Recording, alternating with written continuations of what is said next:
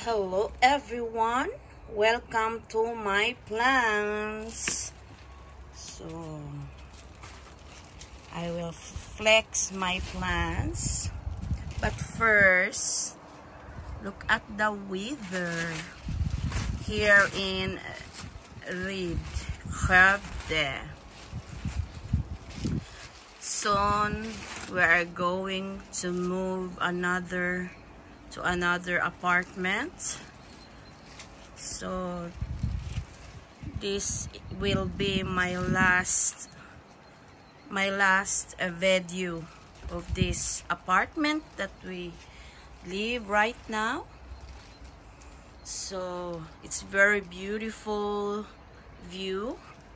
We are in the 7th floor and it's a little bit cloudy today, and it's month of July. It's a summertime, so I'm gonna miss this view. And let's proceed our plans. So here is my plants. This is Malabar spinach. It's called alugbati in Philippines. I don't know what is the English of the other plants. Anyway, this is citron grass. In Tagalog is tangad. Mag-Tagalog na lang tayo. Let's speak Tagalog. And this is sayuti. Ito yung sayuti. Try ko lang siya na itinanim kung mabuhay ba siya. Ito yung sili. Alugbati. Ito yung sili. Ito yung pepperville. Kakalipat ko lang ng paso. Ito yung spring onions. Tapos ito yung kamote.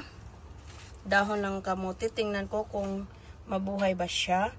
Iniisa ko na lang siya ng isang paso. Ito yung rosemary, pepperville. Kalilipat ko din dito. At saka dyan is chili, tomato, Malabar spinach, alugbati. Ito din, it's spring onion, sibuyas dahonan ng mga maliliit. Ito, it's also kamote, sweet potatoes, oregano, sili, chili. Okay. Ayan. Chili. Lahat sila. Chili. Dami kong chili. I have a lots of chili. Plenty of chili. Pepperville. Chili. My tomato. Ayan. And my tomato starting to produce fruits. And sili. I have a lot of tomato plants. I have 1, 2,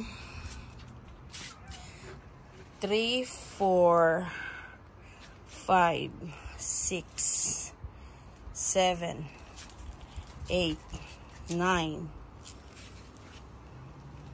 Tapos 9, 10, 11, 12.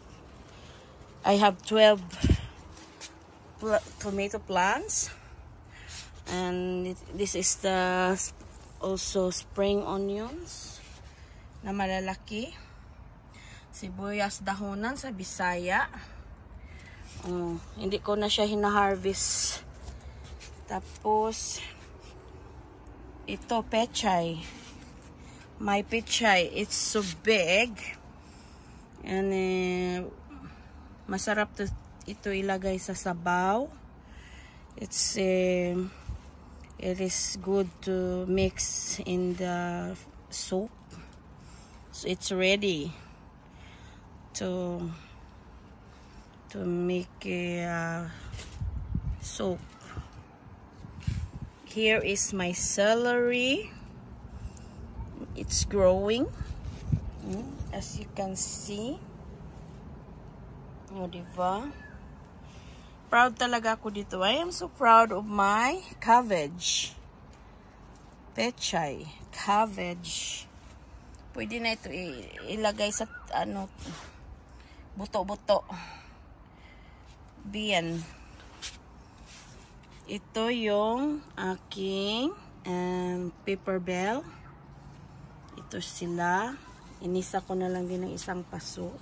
And I have also rosemary.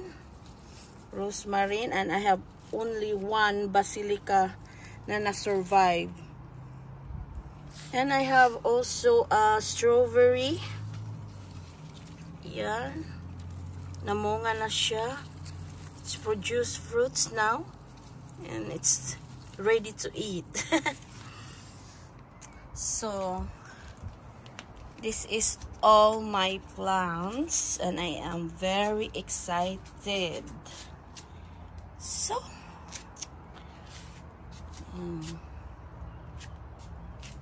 guys, so that's all for today, and thank you for watching my YouTube channel.